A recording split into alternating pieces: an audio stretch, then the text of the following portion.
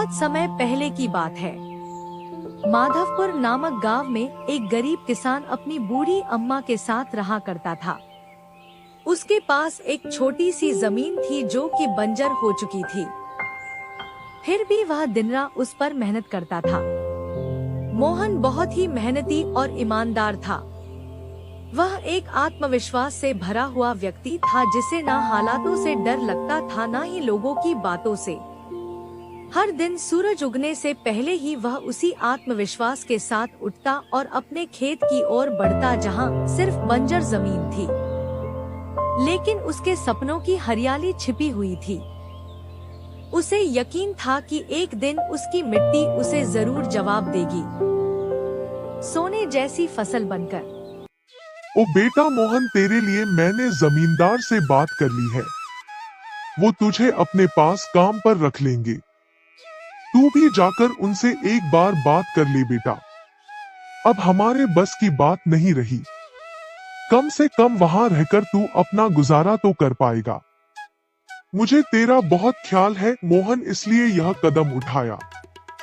जाकर बात कर ले, सब ठीक हो जाएगा।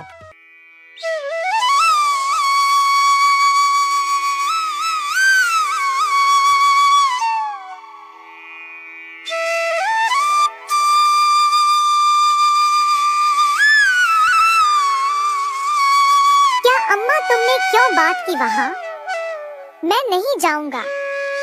हमारा खुद का खेत है तो मैं दूसरों के पास क्यों काम करने जाऊं? मैं गरीब सही मगर खुददार हूँ। मैं अपनी मिट्टी में पला हूँ, उसी में पसीना बहाऊंगा। चाहे जितनी भी मुश्किल हो अम्मा, मैं अपनी ही जमीन पर मेहनत करूंगा। किसी और की नौकरी नहीं करूंगा। अरे मोहन, उस बंजर जमीन में क्या उगाएगा तू? वो जमीन अब बिल्कुल बेकार हो गई है बेटा। ना उसमें नमी बची है ना जान। तू अपनी जिंदगी यूं ही जाया कर देगा। उस जमीन को संवारते संवारते मैं जानती हूँ तेरा हौसला बड़ा है, पर बेटा हौसले से पेट नहीं भरता। तू मेरी बात मान ले। वो जमींदार कम से कम तुझे रोज की रोटी तो देगा। अपनी जिद छोड़ दे बेटा। तू थक जाएगा पर वो जमीन कुछ नहीं देगी तुझे। अरे अम्मा, तुम बेकार में ही इतनी परेशान हो रही हो। देखना, एक दिन मैं उसी जमीन से सोना निकालूंगा। यह जमीन ही हमारी सबसे बड़ी ताकत बनेगी। मोहन खेत में काम कर ही रहा था कि तभी वहाँ पर एक आदमी आकर बोला, अरे मोहन भैया, आपको भी मानना पड़ेगा। आप फिर से इस बंजर जमीन पर मेहनत कर रहे हैं। अरे मंगेश भैया, अब क्या करें? जमीन हमसे ज्यादा मेहनत करवा रही है, पर क्या करें? धरती तो माँ समान होती है, जैसा वह चाहे वैसा ही करना पड़ता है। कभी सख्त हो जाती है, कभी चुपचाप सब सह लेती है, कभी बीज को छुपा लेती है तो कभी उसे जीवन दे देती है। हम तो बस उसके बच्चे हैं जो उसके हर रंग को अपनाना जानते हैं।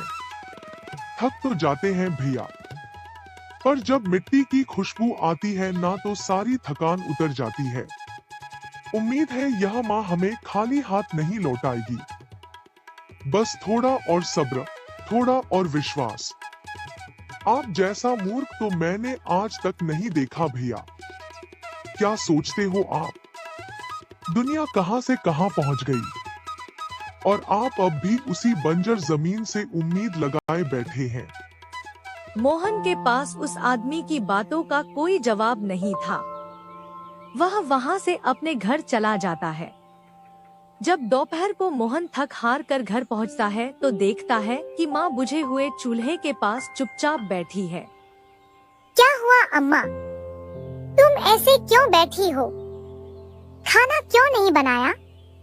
क्या बात है? बेटा, चूल्हा जलाने के लिए लकड़ियां नहीं है, इसीलिए चूल्हा कैसे जलेगा? बस इतनी सी बात है अम्मा। मैं अभी जाकर ले आता हूँ लकड़ियाँ। मोहन लकड़ियां